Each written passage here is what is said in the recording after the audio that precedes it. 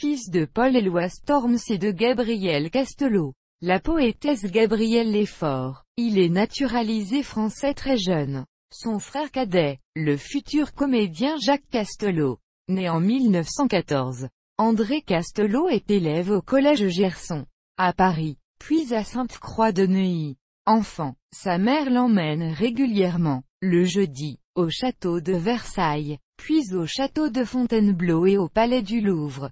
Autodidacte, il ne fait pas d'études supérieures.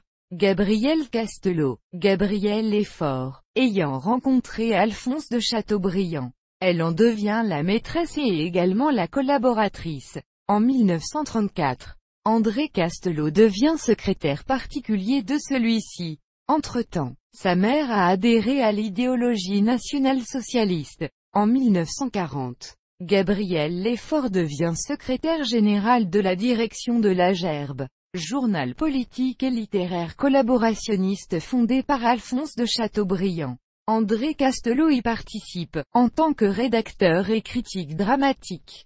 Collaborateur convaincu, Alphonse de Chateaubriand est condamné à la libération. Mais pas André Castelot, malgré sa participation à des actualités filmées de propagande à la gloire du maréchal Pétain. Il a été également chef de la rédaction parisienne de septembre 1940 à mars 1944 de l'Écho de Nancy, un quotidien allemand imprimé à Nancy. Il remplace l'Est républicain, dirigé par des Allemands et qui emploie des journalistes français. Castelot est arrêté à la Libération et incarcéré pendant plusieurs mois à Fresnes avant son procès, devant la Cour de justice, qui l'acquitte. Il est interdit de publication pendant 1 à 2 ans par le Comité national des écrivains, CNE, la plus lourde sanction que le CN ait le droit de prendre.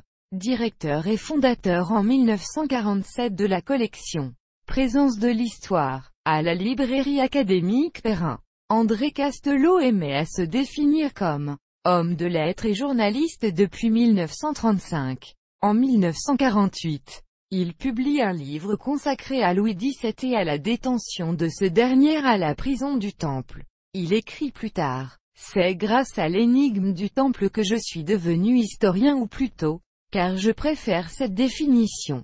Écrivain d'histoire et d'histoire. » Il participe à de nombreux quotidiens et périodiques comme Le Figaro, Midi Libre, Historia ou encore l'Histoire Magazine. Il écrit surtout dans le sous-sol de sa résidence de campagne à Port-Mort, un village de l'Eure proche de Gaillon. Auteur de plus de 65 biographies et études historiques sur les grandes figures de l'histoire, particulièrement celles des XVIe, XVIIIe et XIXe siècles. Il a, aux côtés de son complice et ami de toujours, l'écrivain Alain Decaux, fondé et produit en 1951 l'émission radiophonique et hebdomadaire de France Inter La Tribune de l'Histoire, avec un succès d'écoute jamais démenti jusqu'à son arrêt en 1997. À la télévision nationale, les deux auteurs avaient également présenté, de 1956 à 1966, la série Énigme puis La caméra explore le temps.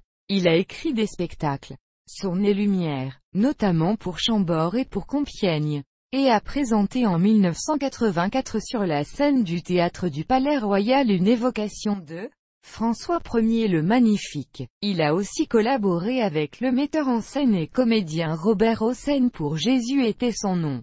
Et je m'appelais Marie-Antoinette. Sa biographie de référence de Napoléon II est la première à utiliser les lettres découvertes dans une malle cachée dans un grenier viennois. 8000 lettres, et adressées à l'impératrice Marie-Louise, femme de Napoléon Ier et mère de l'apostrophe Aiglon. Il était membre du comité de soutien du mouvement L'Unité capétienne, où on trouve les noms de Jean Dutour, Marcel Julien, Reynald Séché, Gonzague Saint-Brie et Georges Bordenove.